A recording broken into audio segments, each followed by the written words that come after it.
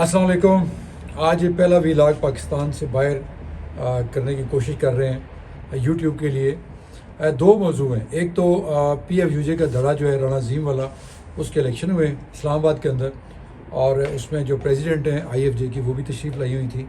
और दूसरा काशिफ अब्बासी का जो प्रोग्राम एक बार फिर ऑफ कर दिया गया है, उस हवाले से बात करेंगे। बल्कि पहले काशिफ अब्बासी के हवाले से बात करते हैं। काशिफ अब्बासी का शुमार पाकिस्तान की जो टॉप आप 5 कह लें या मैक्सिमम 10 कह लें जो एंकर्स हैं उनमें शुमार होता है। लाखों में उनकी फॉलोशिप है और वो यूट्यूब पे नहीं बैठते, सिर्फ अपना चैनल जो पिछले 23 साल से एयर वाई पे वो प्रोग्राम कर रहे थे। और नो डाउट कि उसका जो शुमार है वो बड़े कम्पिटेंट और कंपैरेटिवली जो है वो न्यूट्रल एंकर्स में होता है। मतलब उसने हमेशा हुकूमत, इस्टेब्लिशमेंट या सियासी जो पार्टियाँ हैं उनको बैलेंस करके अपने प्रोग्राम्स किए हैं। अभी उन्होंने एक पतन जो एक NGO है उसकी रिपोर्ट को सामने रख के इस्टेब्लिशमेंट और जो अदालती हमारा सिस्टम है और हुकूमत के जो इक़दाम हैं उसको शदीद अपने इंट्रो में तनकीद का निशाना बनाया था। जिसके बाद ये खबरें आई कि काशिफ अब्बासी का जो प्रोग्राम है वो फौरी तौर पर ऑफ एयर कर दिया गया है।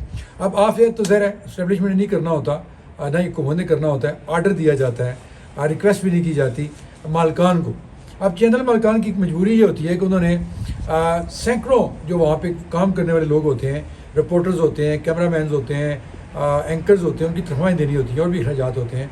तो वो जो इश्तहारात आते हैं वो ज़्यादातर आपको पता ही है कि हुकूमत की तरफ से आते हैं या प्राइवेट सेक्टर की तरफ आते हैं। लेकिन जब इस्टेब्लिशमेंट की तरफ से कोई मोहर लग जाए कि आप इस चैनल को इश्तहार नहीं देना तो फिर वो इश्तहारात बंद हो जाते हैं। ये मैंने अपने अखबार में भी भुगता हुआ है। जब जनरल फैज़ पे मैंने उस पर मैं कभी करूँगा पूरा इंशाल्लाह, जब मैंने उस वक्त कॉलम लिखा था जब फैज़ की तूती बोल रही थी पूरी दुनिया में और पाकिस्तान में किसी की ज़रूरत नहीं थी उसका नाम भी लेता, तो यार हमने भी भुगता अपने इदारे के अंदर।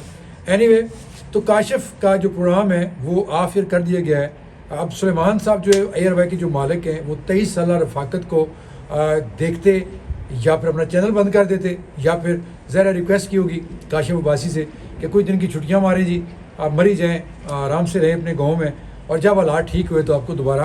और मेरा नहीं ख्याल कि काशिफ किसी और चैनल को ज्वाइन करेगा और ना ही जिन्होंने यहाँ से निकलवाया वो कि और चैनल उसको ज्वाइन करने देंगे, क्योंकि काशिफ की जो यहाँ पे एक बनी हुई है फॉलोइंग एयर वाई के ऊपर, वो नो डाउट कि खैर एयर वाई पर इल्ज़ाम भी लगता रहा है इमरान खान के दौर में कि ये एक सियासी पार्टी का PRO बन चुका था ये चैनल। लेकिन कुछ जर्नलिस्ट थे एयर वाई के अंदर जिन्होंने अपना जो स्टैंडर्ड था, अपनी जो रिपोर्टिंग थी, उस पर कोई कंप्रोमाइज़ नहीं किया और Kashif Abbasi one of them. बहरहाल ये शुरू से होता है। अमन मीर के प्रोग्राम बंद किए गए मुशर्रफ दौर में। अयाज अमीर साहब को इस बुजुर्गी की हालत में लाहौर के अंदर आपको पता है तशद्दुद का निशाना बनाया गया। कुछ और लोगों को भी यहाँ इस्लामाबाद के अंदर हमारे साफ़ियों को गैब किया गया, तशद्दुद का निशाना बनाया गया। तो ये चीज़ें तो चलती रही हैं और चलती रहेंगी। आज का सरापा एहतजाज है पिक एक्ट के हवाले से। साफ़ी जितनी भी तंजीमें हैं, खा अफजल भट्ट का ग्रुप है, खा हाजी नवाज रज़ा का, खा राना अज़ीम का, तो राना अज़ीम का नाम आया तो राना अज़ीम का जो ग्रुप है PFUJ Pakistan federal union of journalist, उसके इलेक्शन हुए कल इस्लामाबाद में।